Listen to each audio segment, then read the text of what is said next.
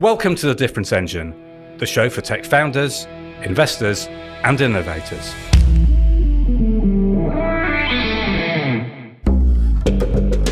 Today's special guest, Husayn Kassai, is a young entrepreneur who travelled south from the cradle of enterprise computing, Manchester, where the world's first commercial computer was spec'd, to the so-called dreaming spires of Oxford, our premier university, and ended up building a world-beating AI company only to exit it at the behest of investors in what was the biggest AI exit in the UK to date. Rather than enjoy the payoff from this record $650 million deal, he's come back for more. Little older, a lot wiser, somewhat wealthier, and surprisingly hungrier. You really are not going to want to miss this episode. It contains the most valuable set of lessons for entrepreneurs and funders that we've ever recorded. We're going to look at the future for AI from somebody who actually has been there and done that, and the future of European tech. Husayn Kassai, welcome to The Difference Engine. I have been looking forward to this episode for quite a while. Husayn and I had the pleasure of first meeting this gentleman on a stage at a VC Boulderton event a few years ago now. Since then, Husayn, I understand, and I didn't know at the time, that you and I, we schooled close to each other in Manchester, right? It sounds like it. I was in the south part and you were Victoria Park, I think. And of course, Manchester's the birthplace of commercial computing and, better or worse, Karl Marx and graphene and a bunch of useful stuff. So it would be useful to start there. Could you just paint a little picture of like life in the household back in Manchester before you kicked off this great journey? Yeah, of course. So my dad's Iranian and my mom's English. So we moved from Iran to the UK when I turned 10. My mother was accused of being a spy. She was an anchor woman. She read English news in Iran. And that might sound surprising, but in Iran, almost half the population are accused of being a spy at one form or another. Anyway, she wasn't a spy, is the good news. Or maybe she was, it's just a great bluff. But anyhow, so we moved over to the UK when I turned 10. My dad had to stay in Iran for a while just to continue to work. And we moved, so we had a two-bedroom flat. But there were 6 of us, so I've got 5. We were 5 siblings, and it was a good experience in many ways. In that, like a complete change. I actually was loving life back in Iran. It was, as you may know, Manchester is the rainiest city in England, and I was just so used to being out and playing on the streets. It was quite odd for me. So I had to find new things and new passions and so forth. So I got into online gaming a little bit, and I enjoyed that. But soon after, it was a couple of years later in 2012 when my English improved a little bit. So I was able to start my first sort of online business, which was selling Iranian music CDs on eBay, and just started working on one company after the next thereafter. So an experience that was like very different to what I was used to, but as with anything, you try to make the most of it. Brilliant. Well, I've just listened to the Meta story and how Zuckerberg started coding early from gaming, and it's an analogy to that. And I just want to point out to our American listeners, it ain't just the Americans that can nurture great talent from wherever it comes from. We're really glad that you landed here. Indeed. Eventually, you went to Oxford to study economics and management, and in almost West Coast style, you founded Onfido when you were halfway through your degree.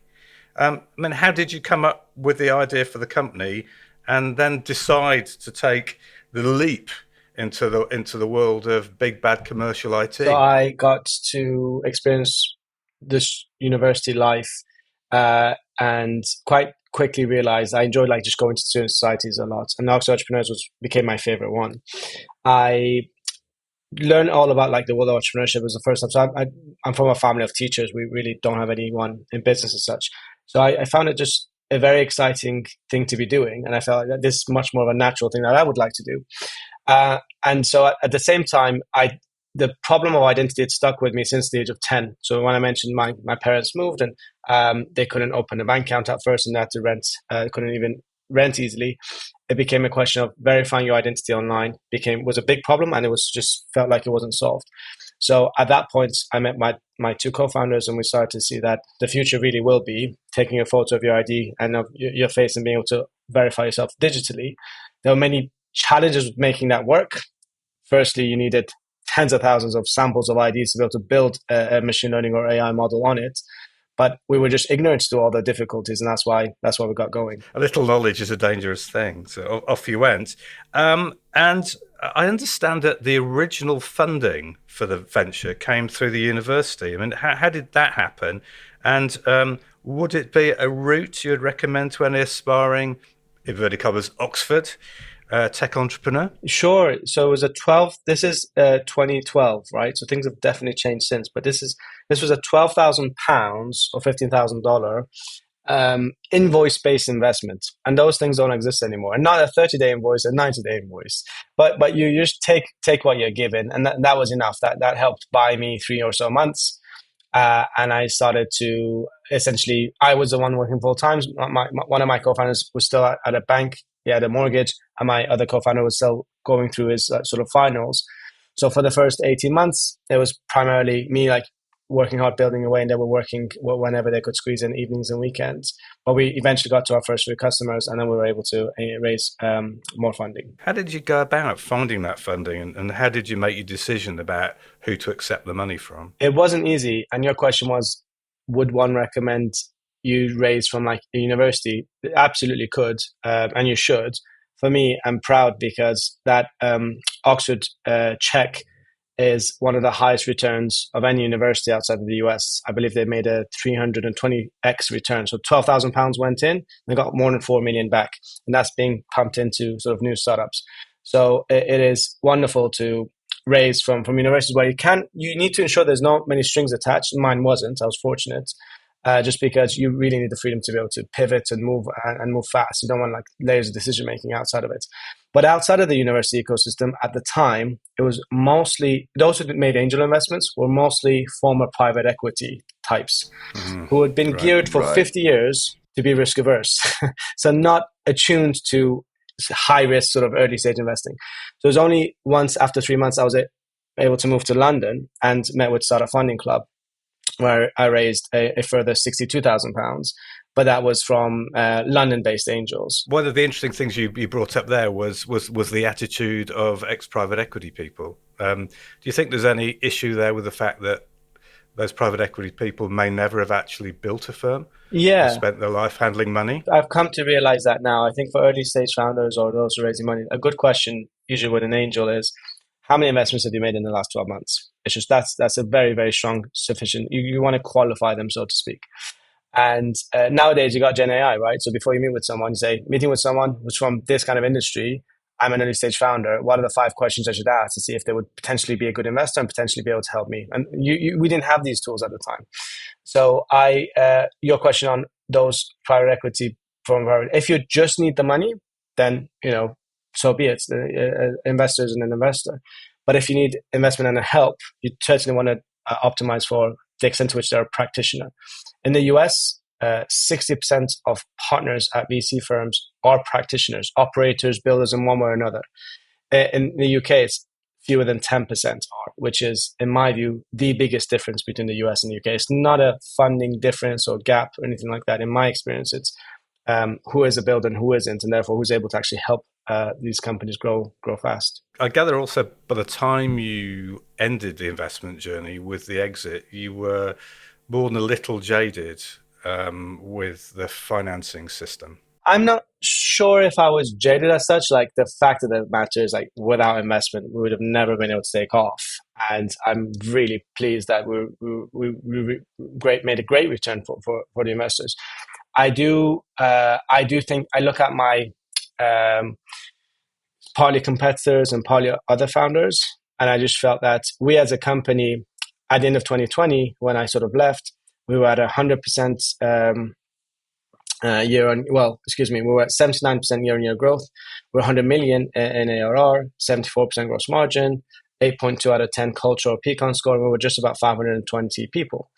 And that kind of organization growing 79% year-on-year. In the US, you'd have all the investors, everyone saying, okay, well done, let's go more. Yeah, let's stick the hammer down, baby. Yeah. Let's go all the way. When you're straddled with investors that essentially either have terms that they've agreed to, like they have to return funds within 5 years, or who've made heavy losses elsewhere, for them, it's not a case of we can still go like 10x from now. It's a case of, okay, they've generated 200x return. Let's push for an exit.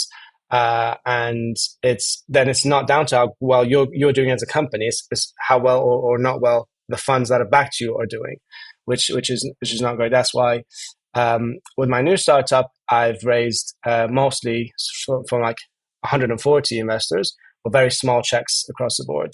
And over time, when I need to do later stage investing, it's going to be with funds that can go the whole way, which in today's world means 10 to 20 years, not 2 to 5 years. In getting so many investors so early on in the new venture, you're not a little concerned that there may be a problem later on when you've got so many different attitudes to investor to satisfy? It's all comes down to expectations and essentially obligations. When an investor owns 1 or 2% of the company, they're happy usually just be kept informed, and that's it.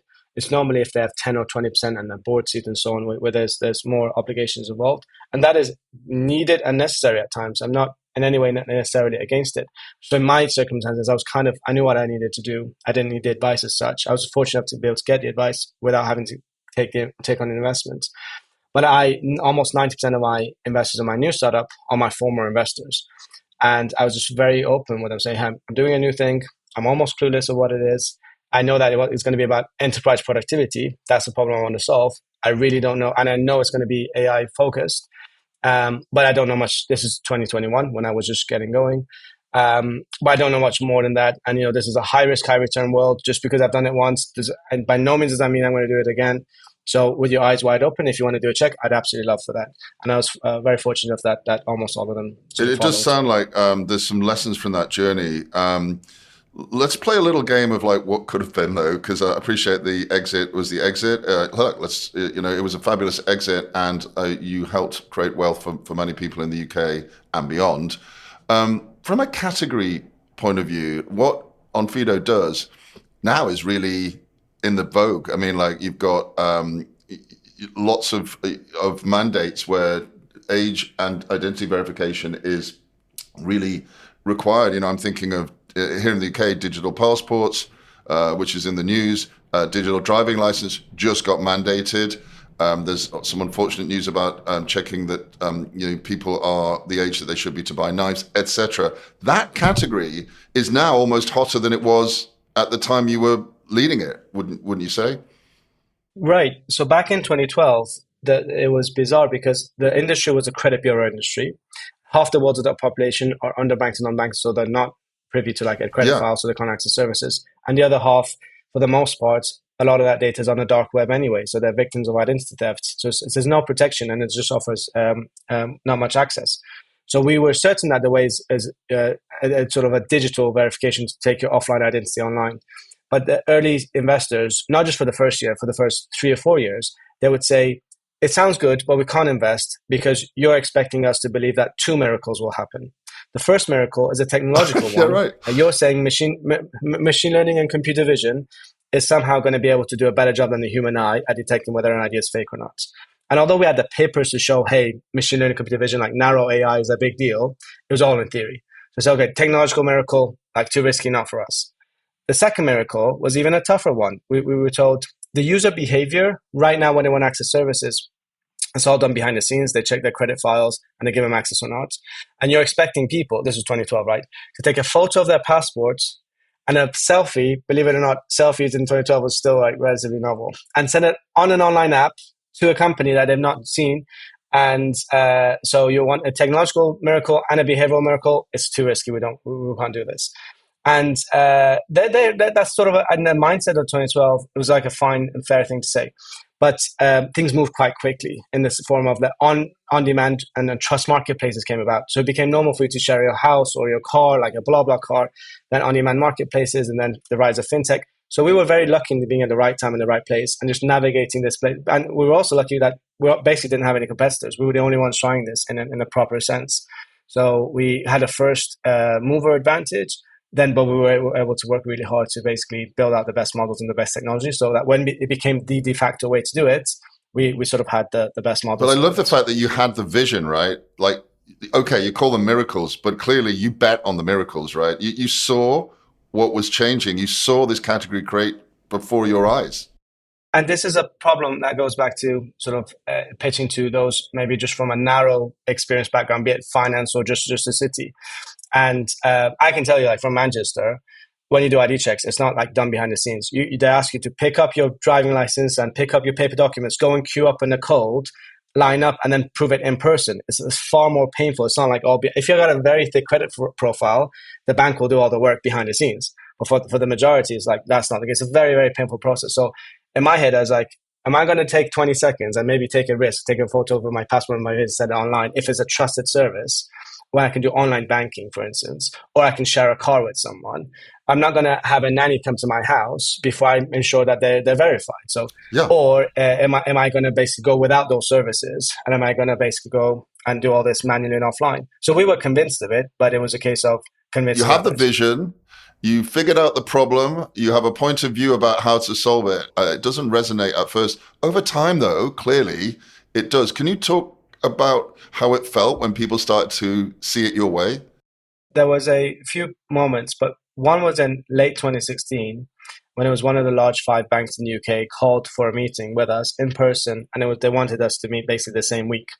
So we'd been discussing with that bank for about 2 years, on and off, saying, hey, whenever you want to do digital verification online identity, please get in touch. When we arrived at that meeting, we didn't expect it, but it was quite senior people on the table. And I just asked, hey, can you just understand, like, what is the urgency? Why now? Why so quickly? And they responded saying the latest cohort of students that had just signed up that semester to go to university, the sign-ups to this traditional bank had gone off a cliff. And when they interviewed these students and asked, why aren't you coming into our banks to open bank accounts? The response was, why on earth would we? We could do it on an app. And so we know that you're behind all these online banks. So therefore, we want it and talk us through how that works. I think it can happen that quickly. And we saw something very similar during COVID. During COVID, we had a large pipeline of banks that had like a 12-month process to like onboard. And some of them were able to integrate and go live within 12 days during COVID, given that when it became like a number one priority. So those were very much a sort of eye-opening moment. Yeah, amazing when it comes to fruition. Jonathan, you want to take the journey on a little bit? Are you still developing separate marketing plans for each of your different channels to market? Can you really sanction messages reaching the same customers from unconnected targets? Listen, it's now the AI age. Things need to change. Positive is a different sort of AI-powered agency. From our very beginning, we've integrated marketing communications from PR to events, social to paid ads. Working smarter means working integrated. Let us show you what a truly joined-up strategy could do for your tech business. Contact Positive today with an email to hello@positivemarketing.com. Yeah, so I just wanted to go on to the next thing, which is often as we've talked about, in musical circles and coming from Manchester, you'd be very familiar with some great bands and some musicians. Is that particularly the Stone Roses? I think in this case, I thought you were going to go Oasis on that, Jono, but okay. I thought you were going to say Sugar Babes, but yeah.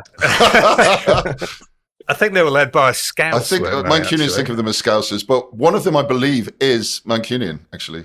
Yeah, they started out in Burnage, a neighbourhood in Manchester. But Did they really? Well, Sugar Babes are from Burnage as well. I'm going to take it. We need to brush up on our Burnage history, I think. So, some people talk about, musicians that they have almost their entire lives before they publish their first album, and their whole life is put into that album, and then they really, really struggle to write the next one because they don't have that to inform them. All they have is a sudden experience of becoming successful.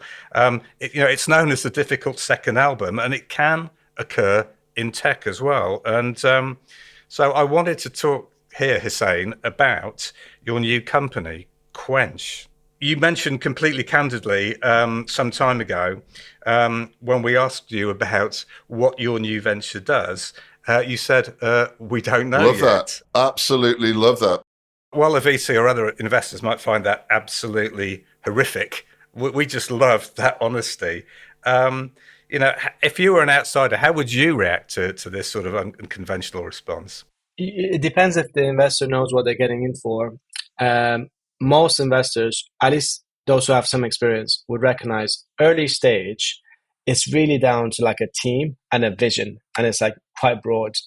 And they don't look at pivots as like a sign of weakness. They actually look, they celebrate it. If there's a good reason for it, in fact, you have a runway. We want you to pivot as often as you need to find product market fit. So with that, obviously you can't say that when you're post product market fit or at scale. And post product market fit, you have to have a very clear plan. And at scale, you have to be, the numbers should be able to basically lead on a pitch. But I was open like, hey, this is early stage. And we are pre-product market fit. I've got a few clear ideas of what I'm going to experiment with and what my hypothesis is, but I've got absolutely no evidence. So what you're funding is for me to run experiments, not for me to bring back any revenue. So I just want to set your expectations that I have a strong feeling that there's going to be significant revenue here, but I can't guarantee it. So this is very different from my pitch to you 2 or 3 years ago when I was raising for Onfido, where I could tell you, like, you put in $1, you're going to get a lot back. And that is, so it's not just an investor mindset that needs to shift, but the founder mindset has to shift. I left a scale up where I was constantly delegating. It was all about market share, all the way back down to like a day zero pre-product market fit, which you don't delegate. You as a founder should be doing on the customer calls. I do the payroll, for instance. And you also are, you really shouldn't be scaling. Like, you keep a small team, 8 to 12, you prove out things, and then you slowly take it through that journey again. I've just seen founders come out of a scale up, raise large rounds, grow big teams, and actually are not too, in some instances, don't even have product market fit. For the benefit of the listeners, can you explain the problem that you're trying to solve with Quench AI? And who has that problem? So at a high level, my experience at Onfido, which was in many ways also my first job, was that after the first 100 or 200 people that we hired, I felt that productivity started to go down. And this is not a function of, as a company, we're performing relatively well. But I just saw that in other companies, and other founders said the same, investors said the same, and it was sort of taken for granted that this happens. And I felt that is odd. Like, surely there are ways for us to be able to effectively help productivity improve as we scale. So that's the essence of it. And we spent a good 10 years using narrow AI or computer vision machine learning to automate the process of verifying something quite complex. Is this ID fake? And is the facial biometric match that? So seeing that firsthand, we went from like 0% automation rate to 10% to 20% to 50% and then 90% and so on. I always figured as AI develops, we ought to be able to automate other tasks, and hopefully much more simple tasks, and tasks that could be across all the daily activities. If we've cracked this very difficult one, in my head, we ought to be able to crack most of the other tasks.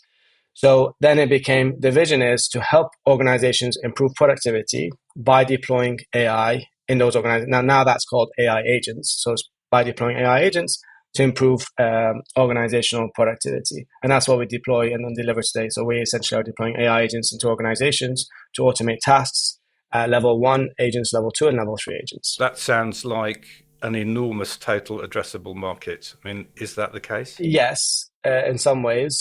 The global economy is around 100 trillion, of which 60 trillion is labor, workforce, and about 15 trillion is technology.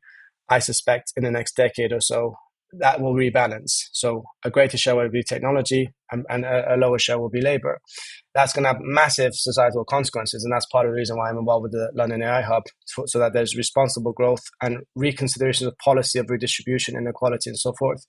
At a micro company level, some of the tasks that we carry out on a daily basis are slowly going to be automated away by AI agents that will ultimately significantly help productivity improve. We really need that. Please sort out the calendar appointment setting. I would love that. But thank you very much for staying in the UK. I have to say, you must have been tempted. There must have been people trying to take you to the sunnier climes. You mentioned it's rainy in Manchester. It's not too bright in London. We're all in West London today too.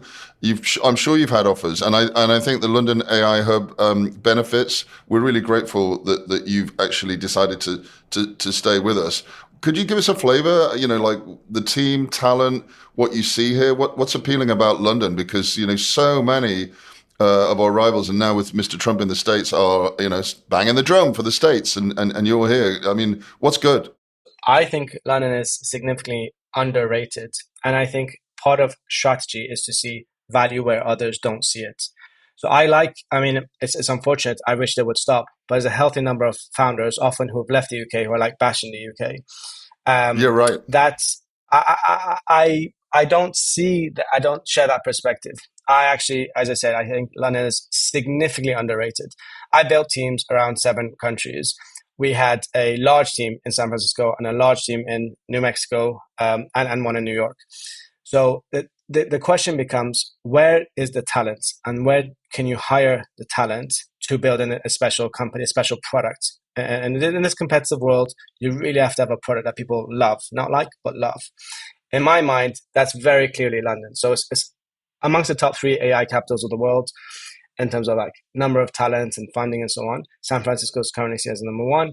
Well, in my head, I've tried to hire in San Francisco. Unless you're a Meta or Google, you really aren't able to hire. And when you do, they're not going to stay for more than a year. And how can you build a special product that people love in those sort of competitive circumstances that not just competitive, because it's not really competitive because I can't compete with that.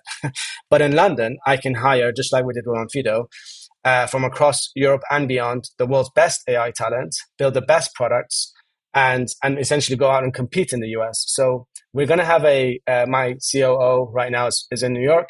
We're building out a New York go-to-market team, like sales and marketing and so on.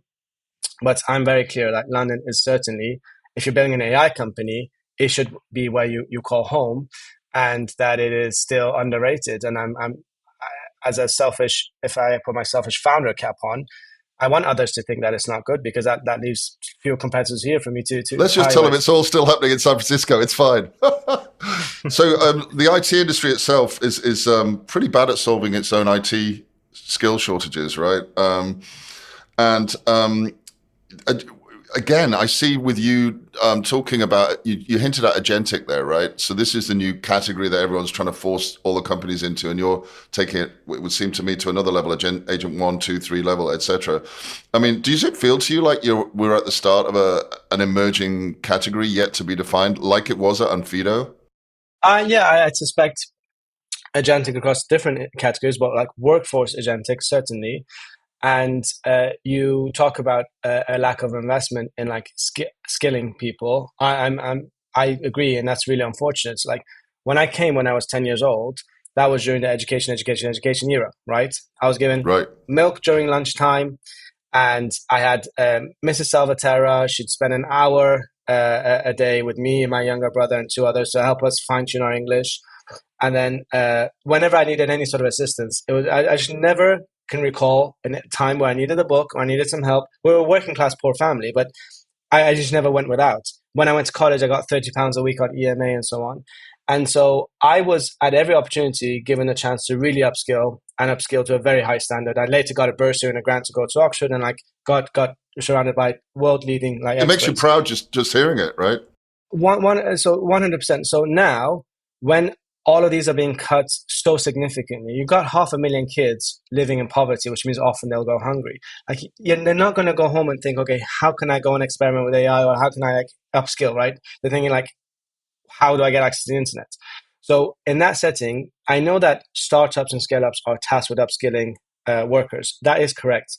But we are at such a competitive, intense, time-sensitive part of the sharp edge of the industry. We don't really have time to take 5 or 10 years in upskilling someone. We really need to, and we only hire those who are kind of gone through that skilling journey. We tend to hire them, and then they have to like the learning curve is there, and they have to like really run fast. Which really means you have to have a top educational establishment, like an education view, that doesn't write off half the population or more, but that starts the educating and really investing in it from the very, very early stage.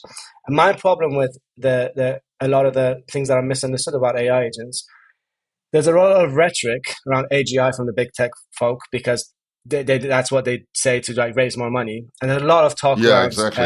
AI agents are going to automate your whole workforce. You're going to have 5 people. You're going to build a unicorn. Like these people haven't built AI models. They don't know how it works, in my view, to a large extent.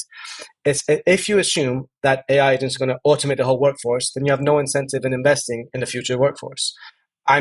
My firm view is that is not what's going to happen. You're going to need a very wide, mid to high skilled workforce to be able to help AI models be deployed. And the UK is really well primed to do that. And it's not too late. It absolutely can take the lead position on it. I really like the vision. So there's a lot that can be done. The Industrial Revolution helped propel the UK to be at the forefront of technology, like globally. This AI revolution can help us do the same. We're in sort of 6 years of GDP per capita decline in growth, right? Things are really bad. So I like the fact that startups are seen and like supported and championed and like that they're going to somehow rescue the economy. It's not really going to happen. But what is really needed is proper policies to go and invest in the whole workforce, and that starts with education, starting from an early stage. For the now, at the moment, I mean, you as we mentioned earlier on, you are working with the much revamped Tech Nation, which is now part of Founders Forum and TechSpace, to create that sort of London AI hub, something which will be truly independent of big tech players like Microsoft and Google. Can you please share a vision of what this is going to look like? And, how will it help create the category leaders of tomorrow out of the UK? Sure. So it mostly came out of frustration in that there's a misunderstanding of AI for the most part. Where there is talk of AI, it often comes with the agenda of a specific organization. So for me, it was a question of level 39, you'll remember really well, during FinTech, right? FinTech was essentially online financial services. We should probably explain what level 39 was. It was an incubator for the fintech companies with the money from some of the big financial institutions, but like a hothouse of innovation. I don't know what happened to it now. You probably have a better view on it than me. Exactly. So level 39 was in the early stage of fintech where finance went online. And one of the first few companies offering those services basically exploited people. So Wonga came and really exploited payday lending. The regulators, instead of like shutting everything down, they shut them down as they should have. But they came and they said, let's understand this. Let's understand it, and therefore we can regulate it so that we ensure customers have great access to financial services and yet unexploited. Level 39 brought together regulators, industry, companies, tech companies, and regtechs, which like us, like a supplier as Onfido. And I saw that and lived through it, and I saw that this helped create the Financial Conduct Authority for really great regulation, which then led us to become the financial capital of the world in terms of fintech, certainly. That's a great point. And that's how that you have Revolut, you have others. I see the problem with AI as being the same. Like in the US, you have this thing around, let's just deregulate, and that's like so risky. It's going to harm growth. It's not going to help growth. And then you need a balanced approach. And the purpose with the London AI Hub, which with Merantix, who are out in Berlin, have built an excellent AI center. And as you mentioned, sort of a Tech Nation or part of the Founders Forum group. It's having the three sort of parts to it. It's essentially a neutral space that is partly neutral of big tech, which they will be involved and they'll come to events and so forth. But it also crucially means academics and policymakers and others can come and have very deep and serious discussions and learn from each other, just so that we get about having regulation that is effective. And for the first time in a long time, in my view, academics hold a lot of power because they're at the cutting edge of building these models, and they're able to therefore decide who are they going to give their IP and expertise to. Is it going to be like some big techs, or is it going to be for more public good? And so the time is right, and that's why we're so pleased that it launched, and we're just signing up companies to come to have desk space there. We're hosting events every fortnight, and it's absolutely designed to be both neutral and independent. So that's the wider community, including policymakers, regulators, academics, to come learn and ideally share with others their views. And that's interesting that, in the last 5 minutes, you seem to have fairly convincingly made the case that regulation can actually be an accelerator if you get it right. I don't see an alternative. We came across this in 2017. Like, we built our facial biometric products ourselves, and we really couldn't compete with Face++, which is a Chinese version. The Chinese version is able to train on over 1 billion people with almost no regulation. So obviously, technologically, we can't compete with that. And that it sort of was, it basically, that's what it was. So it's not, what we then realized, though, was that in the absence of regulation, things will start to crumble and break. And as a result, we all do better. We should be a case of what is the good regulation that helps lift everyone up, as opposed to poor regulation that doesn't. So I will assure you, if I would bet anything, if Wonga wasn't properly regulated, and if they didn't stop exploiting people as they were doing, there would never be a fintech industry. fintech would be associated with exploitation of people, and no one would get funding, no one would use our services, and that fintech wouldn't be able to contribute the way it has, especially to the UK. So we should actually, in the end, be glad that we had Errol Damerlin and Wonga, because it actually created the environment for success in the end. Yeah, so they broke things which initiated a correction. Now, sometimes if you break things in AI, it can be very, very much more consequential. We screwed up social media. We let social media get out of hand. It really screwed with society, had significant consequences. And even now, it's not properly regulated. And a little bit of a regulation is actually backfired. So it's an example where we really screwed it up. I mean, not just democracies. We screwed up with kids too. There's now so much evidence of, suicide rates, anxiety, and so forth. So the hope is with AI, will be more of a fintech UK example, not a social media example where regulation can come and sort it out. And just something specific on your opinion here. I mean, as a boy from Manchester, where interestingly one of the biggest policy research groups in this area exists, how do we think that we can ensure that the economic benefits of a strong AI sector aren't just realised in London and the southeast? The way that everything is structured is just like, the way it's structured is going to guarantee that where there is power and knowledge and access to capital, that is where structurally is going to benefit. So it's safe to say London will significantly grow in influence and power. So the only way out of that is to heavily invest in the rest of the country, in education and infrastructure. And these are not 3 to 5 year cycle investments. They're 30 to 50 year cycle investments. So in my head, that's the absolute only way to do it. And we've neglected it for far too long. And we've seen some of the consequences of that. The US has neglected that. The Rust Belt have been neglected. Detroit and places like that have been neglected from the last wave of automation, which is sort of some of the root causes of all the frustrations that the working class now have today. There's time to ensure we don't get that to the same extent here in the UK. But long-term investment is, in my mind, the only way. Well, AI can certainly come and help automate. If you want to go and access sort of your healthcare service or a dentist, I believe that if I'm not incorrect, 90% of new patients for a dental practice now are in a waiting list or can't access dental services. So AI can automate some of the work so that a nurse on a ward can help give more patient care as opposed to filling out paper forms, or a doctor and others, or automation of like calendar meetings, appointments, rescheduling, and so on, to drive some efficiency so that there's more care given. There's certainly scope for that. But these are quick wins and certainly worth doing. But the bigger one is, let's just start properly investing again across the country. On that subject, it seems to become really popular to bash the UK and to bash Europe in terms of tech development and leadership. And some people sort of scoff at the idea of merry old England producing category-defining tech. You've proven that it can be done. I would bet very, very heavily that the best days for Europe are ahead, and this is in the next 10 to 20 years. I would not have said this 2 years ago. And 2 years ago, I would have said, like, this is basically game over. So let's move to the US. And there's a fundamental difference. And that is, historically, if you want to build a unicorn, you need hundreds of millions of dollars in investment. And you need to go to the land of milk and honey for that investment, being the US. I will say now that because of primarily Gen AI in particular, I have founder friends who are at university or just left. They're building special things with teams of 5, and they're doing so with a few $100,000 of investment, not millions.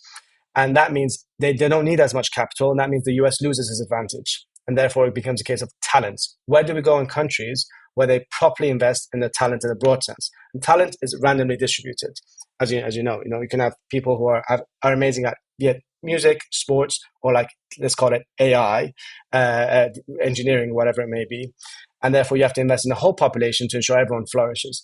So with that said, if I were to sort of summarize, if it's in a scenario where companies need hundreds of millions to become category leaders globally, then the US will win. But if it turns out that the next wave of companies can get there with tens of millions in investments and they don't need hundreds of millions anymore, Europe is absolutely where you want to place your bet, because it's got access to an international market. The Chinese don't. And it's got access to a really relatively a good population that have mostly had good investment in education. The US don't. The US education system it really is. If you're fortunate enough to be privileged financially, you get a good education. Otherwise, you really don't. So in that sense, Europe is where you want to sort of place your bets on over a long term. Hallelujah. Let's finish on that really positive note. I mean, we are just so grateful that you've decided to roll the dice again and do that in our hometown. Some of the points here, I think, are worth taking, not just for the founders and funders that listen to us, but really for legislators and governments. And thank you so much for spending that time with us. We really look forward to what Quench and you can bring to us. We're ready and waiting. It's really been great. It's been great to be on. Thank you so much for listening to this episode of The Difference Engine. We think it was pretty special. To find out more about Husayn and his journey in AI, you can check out his new venture at quench.ai. He's also part of the London AI Hub, and the links for both of those are in the show notes. To find out more about us, just go to the show notes or go to www.becategorical.com.